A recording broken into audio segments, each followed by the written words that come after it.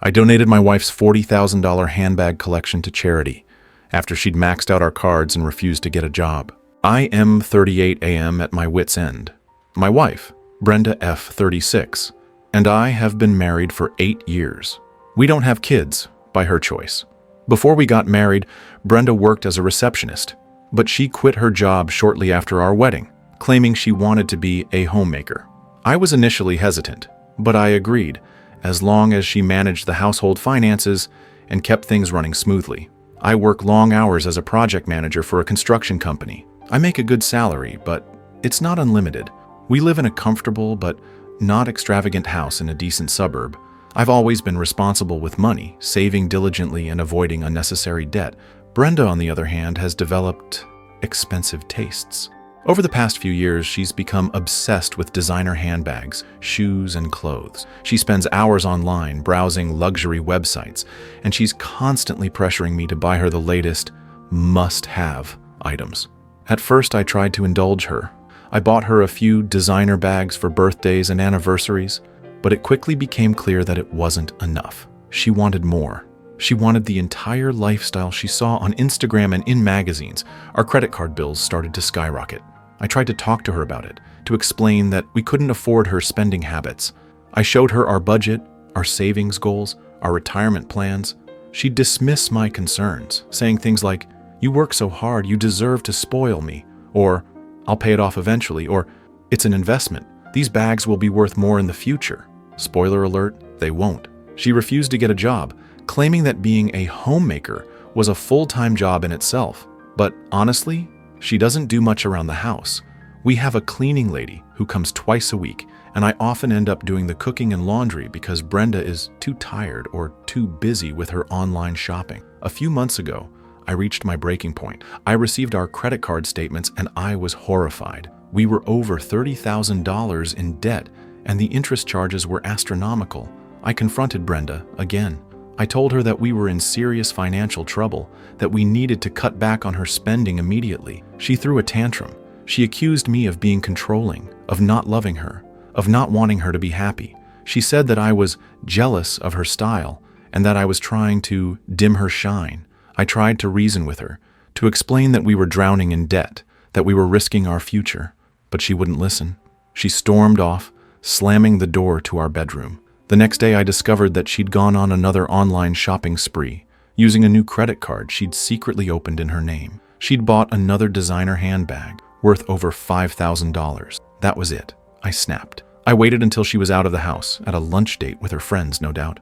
I gathered up her entire collection of designer handbags, dozens of them, some still with the tags on. I took photos of each one, documenting their condition. Then I took them to a consignment shop that specializes in luxury goods. I sold them all. The shop owner was shocked by the size and quality of the collection. She gave me a fair price, but it was still significantly less than what Brenda had paid for them. I ended up with around $40,000. I used some of the money to pay off a chunk of our credit card debt. The rest I donated to a local women's shelter, a charity that provides support and resources to women escaping domestic violence and homelessness. When Brenda came home, she went straight to her closet, where she kept her precious handbags. She screamed. She ran into the living room, her face red with fury. "Where are my bags?" she shrieked. "What have you done?" I calmly explained what I'd done. I told her that I'd sold her collection, paid off some of our debt, and donated the rest to charity. She was apoplectic. She called me every name in the book. She accused me of being a thief, a monster, a controlling abuser. She said that I'd ruined her life, that I'd destroyed her happiness. She threatened to divorce me, to take everything I owned. I told her to go ahead. I said I was done. She's now staying at her mother's house. She's refusing to speak to me, except to send me abusive texts and emails. I feel guilty. I know I probably shouldn't, but I do. I feel like I've overreacted, like I've been too harsh. But I also feel relieved, like a weight has been lifted. Ida? Did I go too far? I know I destroyed her prized possessions, but I felt like I had no other choice. Update 1. It's been a week since my original post, and the situation has deteriorated. Brenda is still staying at her mother's house, and she's still refusing to speak to me directly. She's communicating through her mother, Doris F. 62, who is, unsurprisingly, taking her daughter's side. Doris has been calling me constantly, berating me, accusing me of being a terrible husband, a thief. She's demanding that I return Brenda's handbags, which of course is impossible, and that I apologize for my cruel behavior. She's also threatening legal action. She claims that the handbags were Brenda's separate property and that I had no right to sell them. She's threatening to sue me for the full retail value of the bags, plus emotional distress. I've consulted with a lawyer, Mr. Davis, who specializes in family law. He says that Doris's claims are mostly baseless. He explained that in our state, assets acquired during the marriage are considered community property, regardless of who purchased them. He also said that given Brenda's excessive spending and refusal to contribute to the household finances, I have a strong argument that the handbags were purchased with marital funds, and that I was justified in selling them to pay off our shared debt. However, he also warned me that Brenda could still try to sue me, and that it could be a messy and expensive legal battle. He advised me to gather as much evidence as possible to support my case: bank statements, credit card bills, receipts, photos of the handbags, and any communication with Brenda regarding our finances. I've been doing just that. I've spent hours compiling documents, organizing files, and creating a detailed timeline of events. It's tedious work, but it's also therapeutic. It's helping me to see the situation more clearly, to understand how Brenda's spending spiraled out of control, and how I enabled it for so long. I've also discovered some disturbing information. While going through our bank statements, I noticed a series of large cash withdrawals, totaling several $1,000s over the past few months. I have no idea what Brenda used that money for. She certainly didn't spend it on household expenses. I also found a receipt for a storage unit, rented in Brenda's name. I had no idea she had a storage unit. I'm going to check it out tomorrow.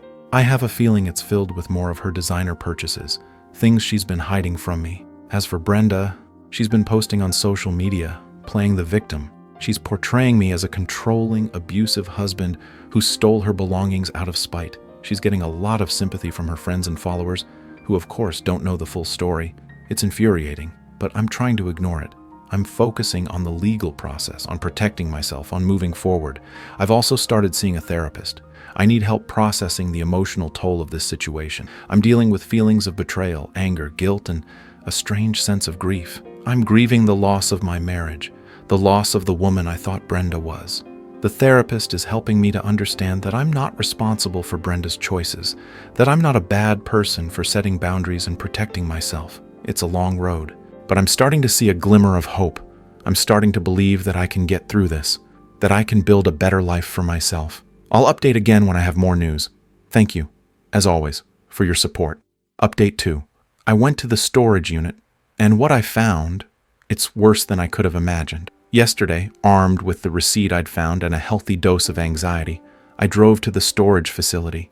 It was a nondescript building on the outskirts of town, the kind of place you'd drive past without a second glance. I spoke to the manager, showed him the receipt, and explained that I was Brenda's husband. He was hesitant at first, but after I showed him my ID and explained the situation, leaving out the part about selling the handbags, of course, he agreed to let me access the unit. The unit was small, maybe 10 by 10 feet, but it was packed, floor to ceiling, with stuff. There were boxes and boxes of designer clothes, shoes, and accessories, most of them still with the tags on. There were piles of shopping bags from luxury boutiques, stuffed with tissue paper and receipts. There were even a few pieces of furniture, a vanity table, a chaise lounge, a full-length mirror that I'd never seen before. It was like walking into a hoarder's paradise, a shrine to consumerism and excess.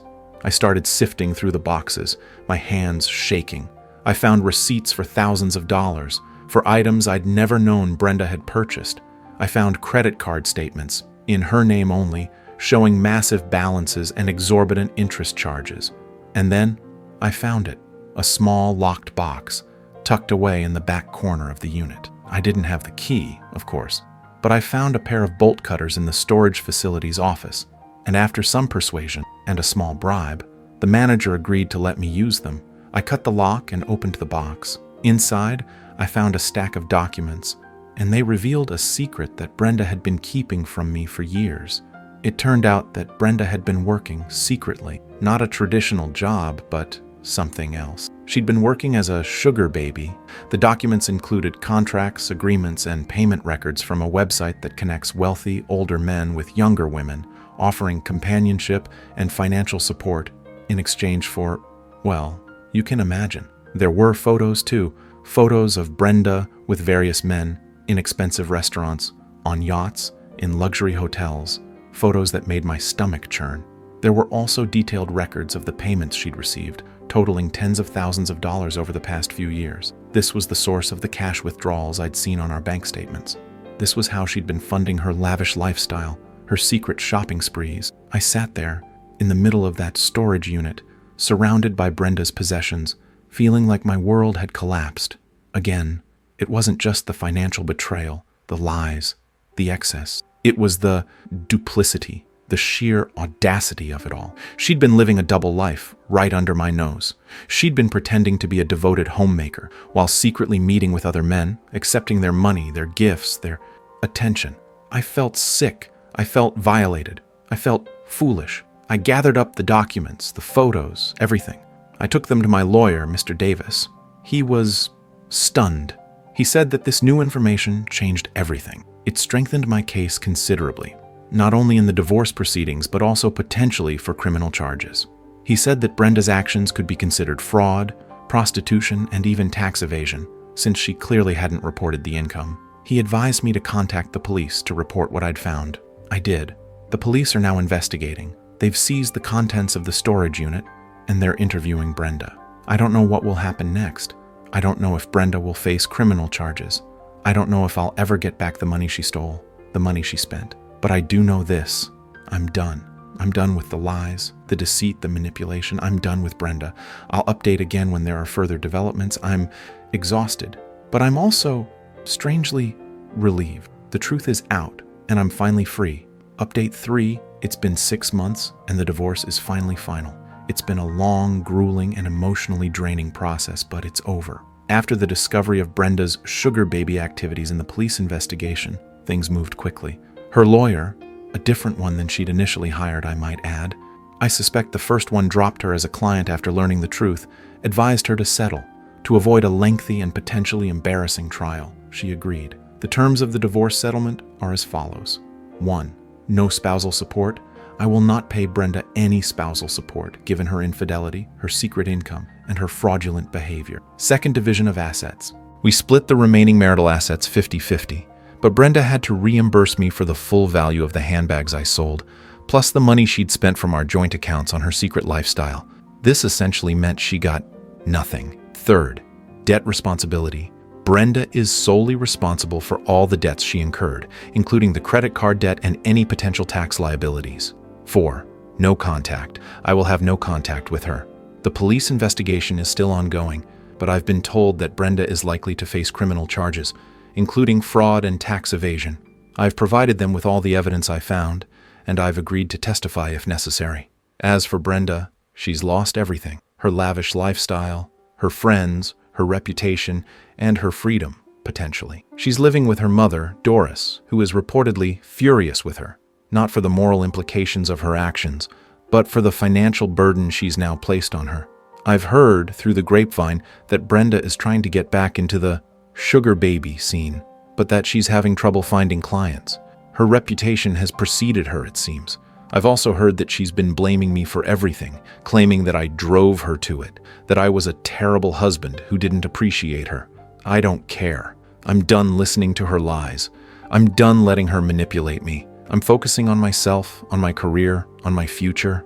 I've moved into a new apartment, a small but comfortable place that I can truly call my own. I've reconnected with old friends. I've started dating again, cautiously, and I'm even taking up a new hobby, woodworking. I'm still seeing my therapist, and it's helping.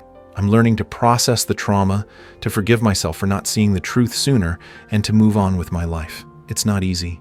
There are still days when I feel angry, sad, betrayed, but those days are becoming less frequent, less intense. I'm starting to feel hopeful. I'm starting to believe that I can find happiness again, that I can build a better life for myself. This will likely be my final update. I feel like I've finally reached a point where I can close this chapter of my life and move forward. Thank you again to everyone who has followed my story, who has offered support and advice. You've helped me more than you know. Update 4. It's been about 8 months since my last update, and a lot has happened. The legal proceedings against Brenda have moved forward, and the consequences of her actions are finally catching up with her. As I mentioned before, the police were investigating Brenda for fraud, tax evasion, and potentially other charges related to her sugar baby activities. The evidence I provided, the documents, photos, and contracts from the storage unit, was overwhelming. A few weeks ago, Brenda was formally charged. She's facing multiple felony counts, including 1. Grand theft, for the money she stole from our joint accounts and the excessive spending on credit cards she opened without my knowledge. 2. Tax evasion, for failing to report the income she received from her sugar daddies. 3. Fraud, for misrepresenting her financial situation and potentially defrauding the men she was involved with. 4. Prostitution, based on exchange of money. The news of the charges became public, and it spread like wildfire. Local news outlets picked up the story, and it even made it onto some national websites. The headlines were not flattering. Former homemaker accused of running secret sugar baby scheme. Wife's lavish lifestyle funded by fraud, police say. From designer bags to jail bars. The downfall of a socialite wannabe.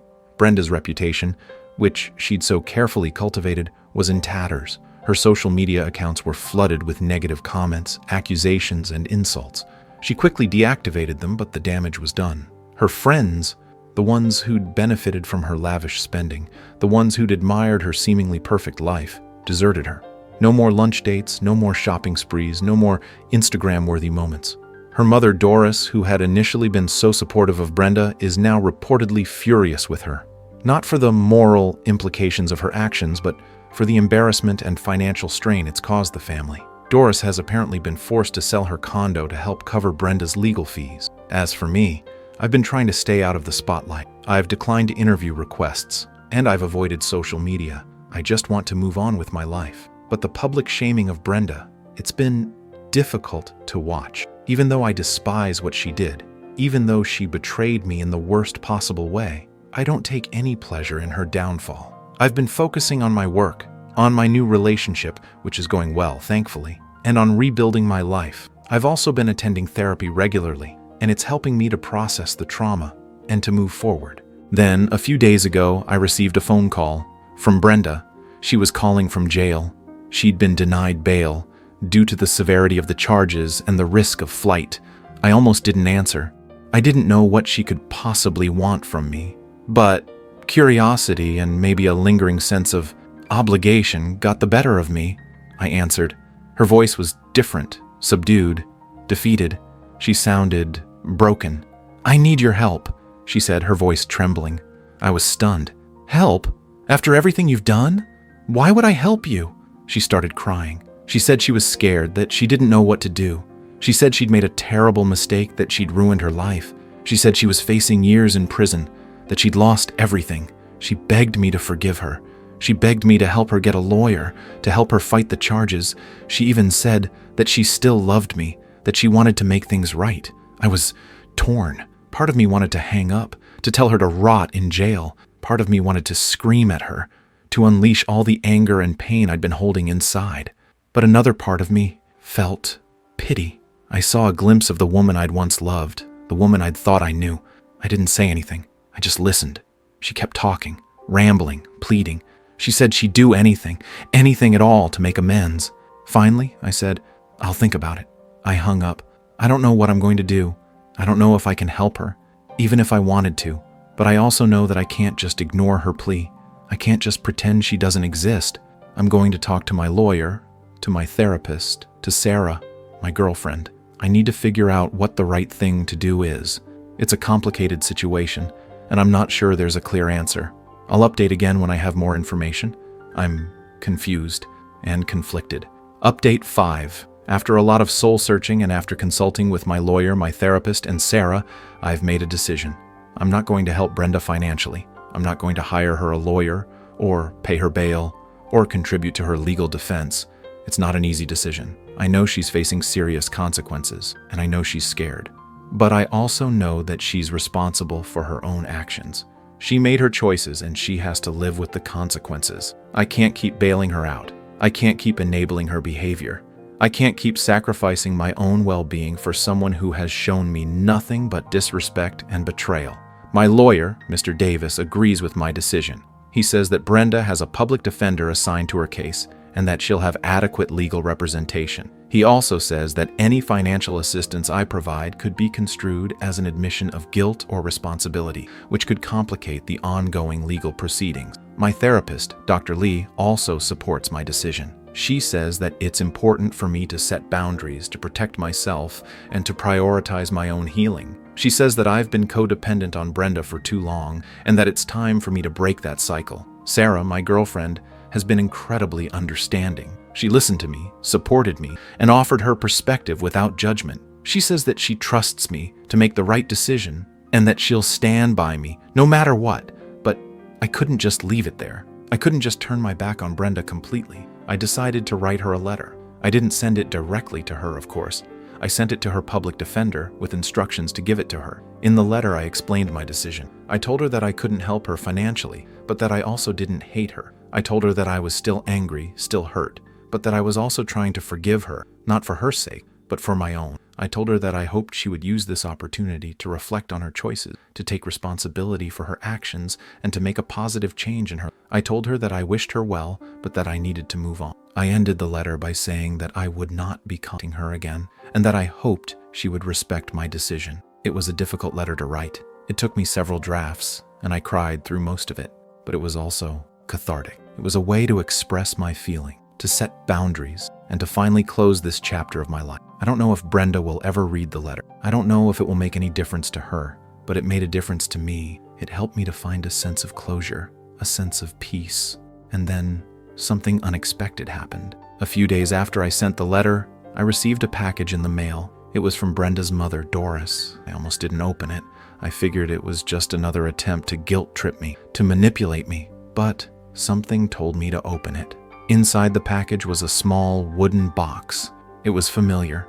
It was the keepsake box that I'd found in Brenda's storage unit.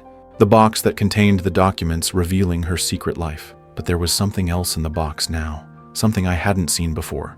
Another envelope, addressed to me, in Brenda's handwriting. My heart started to race. I carefully opened the envelope. Inside was a letter, a long handwritten letter from Brenda. The letter was dated several months before I discovered her secret, before the divorce, before everything fell apart. It was a confession. She wrote that she'd been living a lie, that she'd been deeply unhappy, that she'd made terrible mistakes. She wrote about her addiction to spending, about her need for validation, about her fear of being alone. She wrote about the sugar baby arrangements, about how she'd justified it to herself, about how it had spiraled out of control. She wrote that she'd been planning to tell me everything, to confess, to ask for forgiveness, but she'd been too afraid. She'd been afraid of losing me, of losing her comfortable life, of facing the consequences of her actions.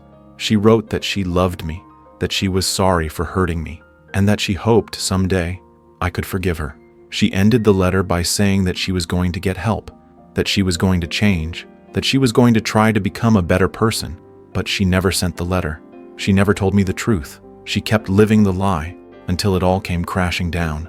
I sat there, reading the letter, tears streaming down my face.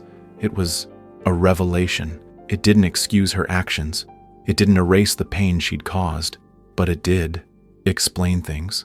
It showed me a side of Brenda that I'd never seen before, a vulnerable, flawed, human side. It made me realize that she wasn't just a monster, a villain. She was a complex, damaged person who'd made terrible choices. And it made me realize that maybe, just maybe, there was a chance for healing for both of us. I don't know what the future holds. I don't know if I'll ever fully forgive Brenda, but I do know this. I'm ready to move on. I'm ready to let go of the anger, the bitterness, the resentment. I'm ready to embrace the future with hope, with love, and with a newfound understanding of the complexities of human nature. That's all for this story. I'll be back with another one. If you haven't already, please consider subscribing to the channel. It motivates me to create more content like this.